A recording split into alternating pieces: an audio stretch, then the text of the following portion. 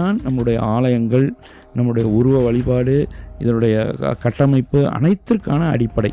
இந்த சுடுமண் சிற்பக்கலைகள் இல்லை என்றால் நம்மால் இவ்வளோ பெரிய கலை வடிவங்களை உருவாக்கியிருக்கவே முடியாது.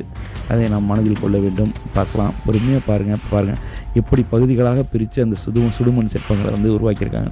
இன்றளவும் நிறைய சுடுமண் சிற்பங்கள் பற்றி நீங்கள் காணொலிகளை பாருங்கள்.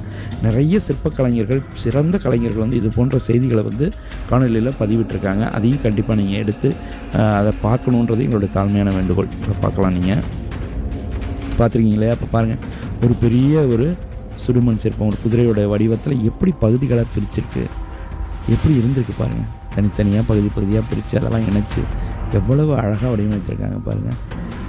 கலைஞருடைய மிகப்பெரிய உழைப்பு. அது மட்டுமல்ல, பல ஆயிரம் நம்முடைய மக்கள் இங்கு வணங்கிய கோயில். அது மட்டுமல்ல, பெரிய வீரர்களுக்கான